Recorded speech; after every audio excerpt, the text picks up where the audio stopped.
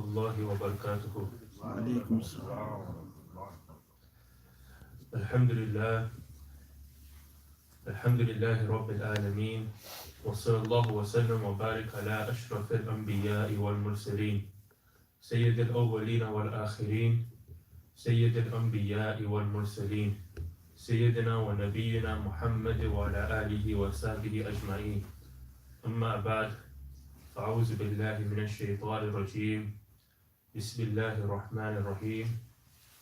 إن الله وملائكته يصلون على النبي يا أيها الذين آمنوا صلوا عليه وسلموا تسليما. اللهم صل على سيدنا ومولانا محمد وعلى آل سيدنا ومولانا محمد وبارك وسلم. الصلاة والسلام عليك يا سيدي يا رسول الله، وعلى آلك وأصحابك يا سيدي يا نور الله. الصلاة والسلام عليك يا سيدي يا رسول الله، وعلى آلك وصحبك يا سيدي يا نبي الله. الصلاة والسلام عليك يا سيدي يا رسول الله، وعلى آلك وصحبك يا سيدي يا رحمة للعالمين. بسم الله الرحمن الرحيم. After praising Allah subhanahu wa ta'ala and sending salutations, peace and blessings upon the best of creation, the jewel of creation, the crown of creation, the beloved of Allah Almighty, the coolness to our eyes, the purpose of our lives, the reviver of our hearts, the inspirer to our minds, the one who remembered Allah Almighty the most, and the one who Allah Almighty remembers the most, the awakener of our soul, the most honored one, the most praised one, the most revered one, and undoubtedly the most beautiful one. None other than Sayyidina wa Nabiyyuna Muhammad Rasulullah sallallahu alayhi wa sallam. By the grace of Allah subhanahu wa ta'ala and the compassion of Allah subhanahu wa ta'ala and the mercy of Allah subhanahu wa ta'ala, we have gathered here once again on the blessed day of Friday. My dear brothers and elders, life is a struggle. It's always about making efforts and about continuously striving, making a continuous effort. You know, when we compare our small efforts with the efforts of the Sahaba Kiram, may Allah be pleased with them all, what we do is nothing in comparison, it's nothing compared to what they have done.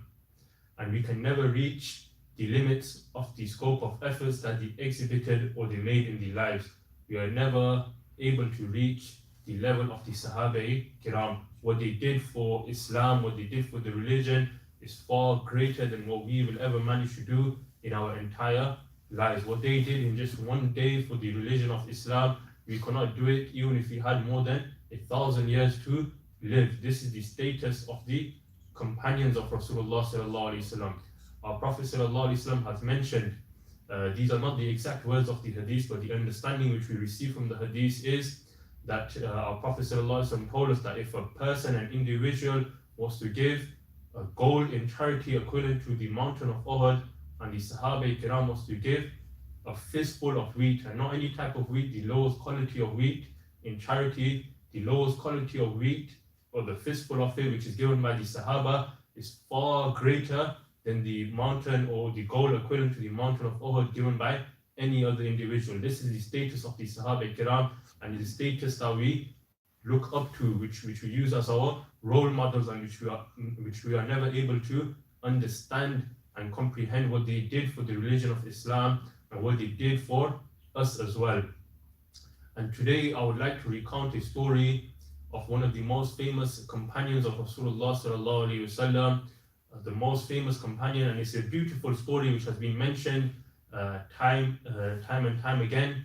And this story is regarding Sayyidina Salman al-Farsi radiallahu ta'ala anhu, who is one of the greatest companions of our beloved Prophet sallallahu alaihi wasallam.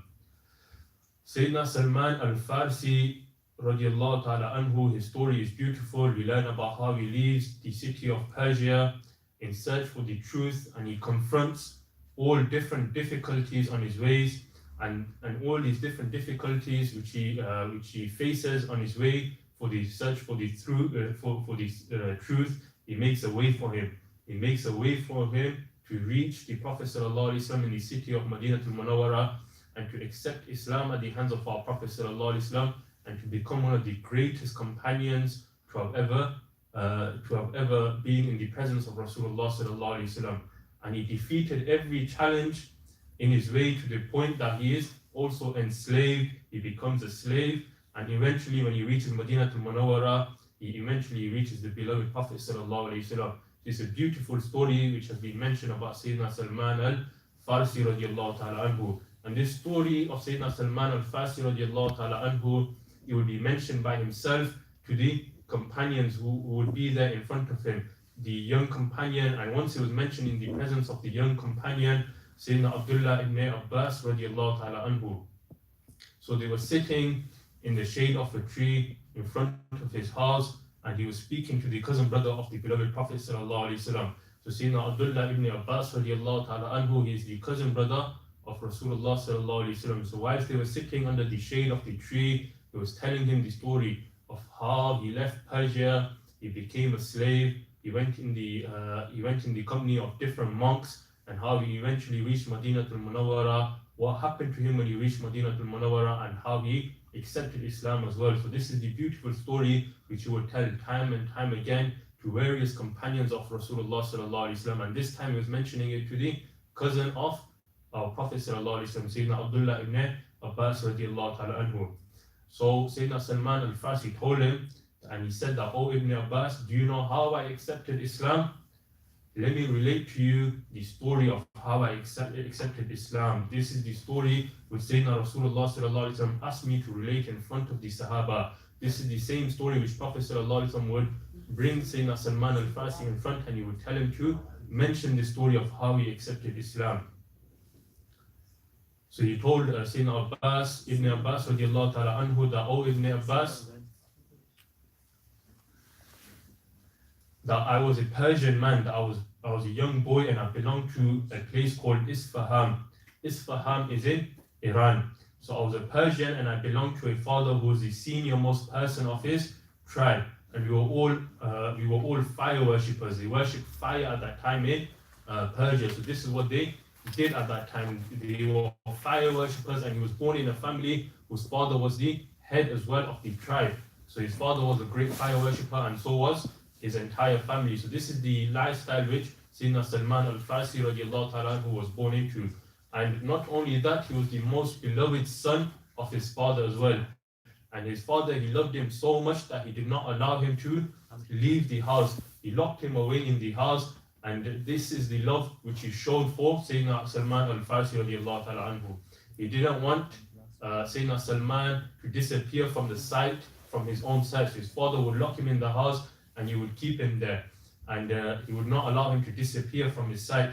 He said, to the point that I grew up worshipping fire with my father. So when he would worship the fire, he would worship it with his father as well. And from this point, and until this point, he had not seen any other religion.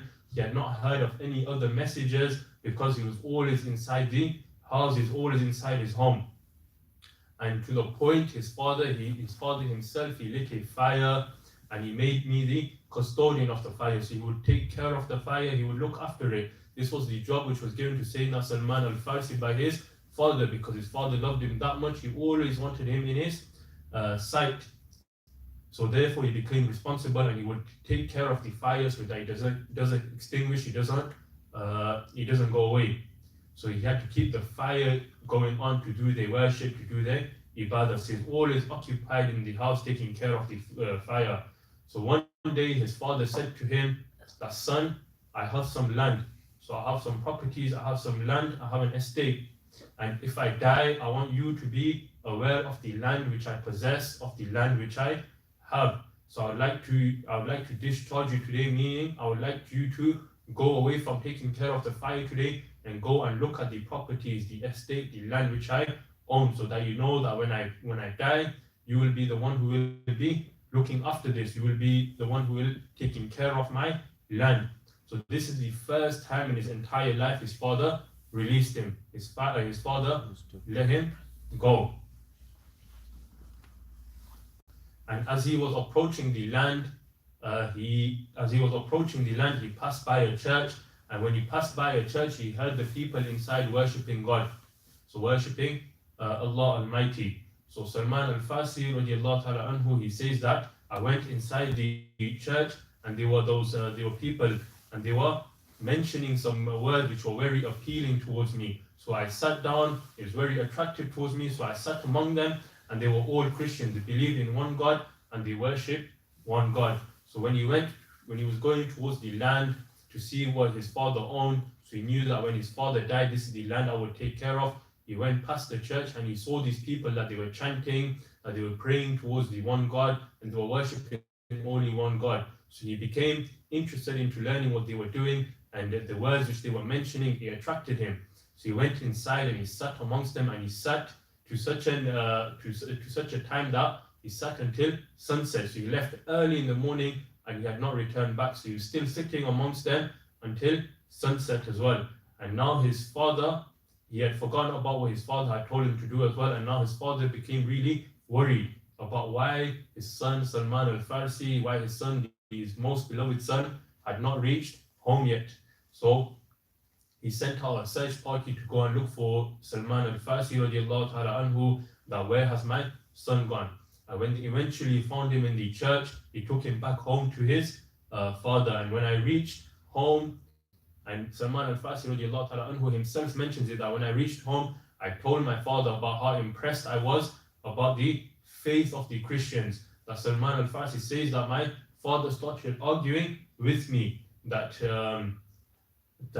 why are you listening to the Christians? We are fire worshippers, we must worship the fire. You do not need to listen to what these people of other religions are mentioning. And one thing to point out here, that at this point yet, that our Prophet ﷺ had not yet announced the prophethood. So we're talking about the era before the Prophet ﷺ emerged, meaning before he was even born as well, because Sayyidina Salman al-Farsi radiallahu ta'ala anhu, he lived a very long life as well, and we'll talk about his life as well, about how long he lived, and we'll mention a few points as well. And the argument was with his father as to what religion is more superior. So Salman al-Farsi radiallahu ta'ala anhu, he mentioned to his father that I am impressed and inclined towards Christianity, and this is what I want to learn about, and this is what I want to listen to about, and this is what I want to follow as well. So his father, he became really angry, and he shackled him, he locked him away. So this is what his father did to him, as he was the most beloved son, so he always wanted his son to follow him as well. So he locked him away, so he couldn't escape, and he was there shackled in his own house by his father. So what Salman al-Farsi radiallahu ta'ala anhu did was that he sent one of his friends from the church, and he told him that as soon as a caravan which is traveling to Syria from Persia, or from Isfahan to Syria, which is the place where he was born, to inform him, and then he will make a route of escape and join them. So he decided to run away from his house and to join these individuals who were going to Syria at that point. So this is what he decided to do. So when he came, and the reason why he wanted to go to Syria was that at that time, Syria was the center of Christianity at that time. So he wanted to go to the center of Christianity so he could learn as much as about the religion as possible as well. So when the news was secretly brought to Salman al-Farsi about the caravan which was traveling from Isfahan, the place of his birth, to Syria, he decided to make an escape route. So he escaped from the shackles which were put on him, and then he joined the caravan, and he joined the Christian caravan going towards Syria. And when he reached Syria at that point, his father did not know about his whereabouts, and he left home in this quest for truth as well. So when you are mad about truth, then that is when you will do things like this, that you will go out of your way just to learn about the truth, just to learn about what the actual truth is, and just to find out the actual truth. So this is what Sayyidina Salman al-Farsi radiallahu ta'ala anhu did. And then when he reached Syria, he started asking the Christians amongst the people there, and he said that who among you is the best of the teachers, who is the best of the people, or who is the greatest monk at that time. So he was taken to the Uskuf, the bishop of that time, and he told the bishop of that time that I am a traveler, and the reason why I'm here is that I have left everything, my family, my house, my parents, everything, my properties, my land, my money, just to come and learn about this religion of Christianity. And then Sayyidina Salman al-Farsi radiallahu ta'ala anhu, he stayed with this bishop until the bishop died. And when this bishop died, he told the people, he mentioned this himself, that this bishop, he was an evil man. He lied to the people to gather money for charity and to use it for whatever pleases him for his personal gains as well. And then when he died, the church, they appointed another leader. And this leader which they appointed, he was a very godly person. So he's very fearing of Allah subhanahu wa ta'ala, and you did not find anyone more active in the bid of the hereafter than him as well. So then the bishop who was appointed, then the monk who was appointed later after the evil one passed away. He was punctual in his worship and his ibadah, and he stayed with him until death came to this monk as well. So when death came to him, Sayyidina Salman al-Farsi radiallahu ta'ala anhu asked him that on his deathbed, that he wanted good company and he wanted to find the truth from people. He wanted to get closer to the truth as well. So this monk which was there, he was the one who followed the book of that time as well. So he was on the true path as well, but he was following the correct book of that time. So Sayyidina Salman told him that, "Oh my master, that death has come upon you. So who do you lead me to? So like, who should I go to next to learn more about this religion of Christianity?" So Sayyidina Salman al-Farsi was sent by his teacher to a place in Mosul, to Mosul in Iraq, and he told him that this master who will take care of you, he will look after your spiritual needs and your religious concerns as well. So he went to Iraq and he went to find this individual as well. So look at his quest. So he went from Isfahan, the place where he was born, he went to Syria. Then after Syria, he traveled to Mosul in Iraq as well in search for the truth. And when he would go in search for the truth as well, he would look for the most qualified teacher as well to learn the exact truth from as well. And this model, and it would take him months to find these individuals. And when he would be in the presence of the individuals, he would not be in the presence for weeks or months or days. He would be there for a number of years. He would vary from 10, 15 to 20 years in the presence of one teacher or one monk at that time. So again, he met this individual who was again a godly and pious person. And then when he passed away, before he passed away, he asked him the same question, that who should I go to now that you are passing away? So Sayyidina Salman al-Farsi radiallahu ta'ala anhu, like I mentioned, he lived over 200 years. So when he came to the Prophet sallallahu alaihi wasallam, he was over 100 years old at that time as well. So this is the age of Sayyidina Salman al-Farsi, and this is how long he lived for as well. So then he was taken to Nasibin, Turkey, which was in the Byzantium Empire at that time. So then he accompanied the other Christian leaders as well. So he went to approximately 5 Christian leaders, and each time they would pass away, he would ask them the same question, that who should I go to next? And then when he got to the 5th monk, and when the 5th monk, he passed away, he told him that, "O Salman, I do not know any other Christian monk, but the time of the final prophet has arrived. You have been overtaken by the era of the final prophet, the prophet who will follow the creed of Ibrahim alayhi salam. And he will be born in Arabia and migrate to the land of palm trees. And the 2 signs which you will see of him is that he will not eat from charity, and the seal of prophethood is stamped between his shoulders." So this is what he was told by the last monk as well. So to go and search for the Prophet sallallahu alaihi wasallam, and this will be your final quest as well. So even when he came to the final quest, he faced many difficulties which came towards him as well. That as soon as he heard about this, he became overwhelmed and he was excited that he just kept on waiting for a caravan which was traveling to the Arabian Peninsula at that time. So he was getting ready to go to Arabia to see and meet the Prophet sallallahu alaihi wasallam. So as the days would go by, he finally waited until a caravan from Arabia came, and he decided to join them, and he decided to go and search for the Prophet sallallahu alaihi wasallam, to go and find the Prophet sallallahu alaihi wasallam, and go and stay in the company of Prophet sallallahu alaihi wasallam and accept the true religion of Islam.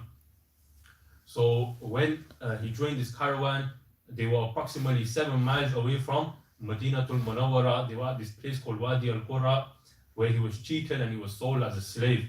So when he was sold as a slave, he was bought by a Jewish man from the Banu Qurayza tribe, which was one of the 3 major tribes at that time. And what he would do was that he would work for him in the farm.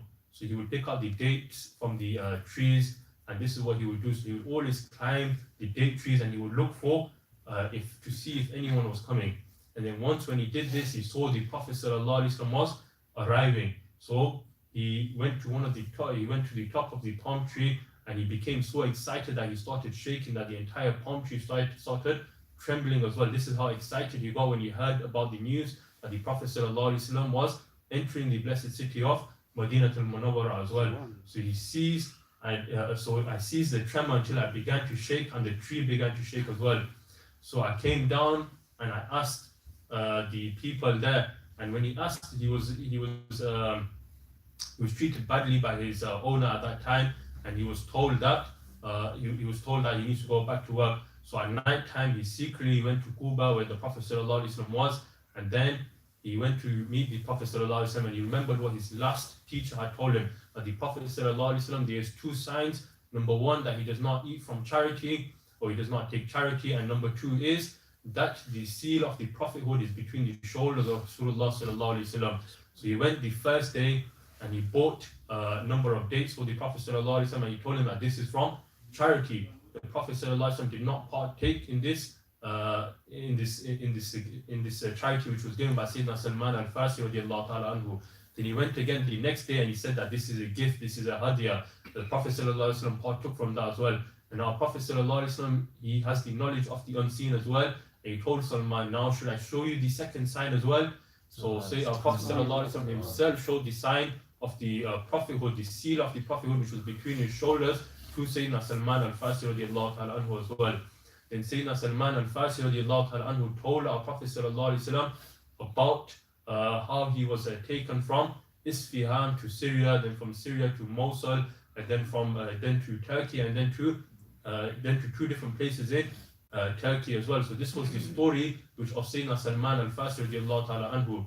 And he was still in the captivity of the Jewish man, and the requirements for him to be taken away, or for requirements for him to be freed as a slave, was that he had to have 300 date trees, 16,000 dirhams, and 40 uqiyah.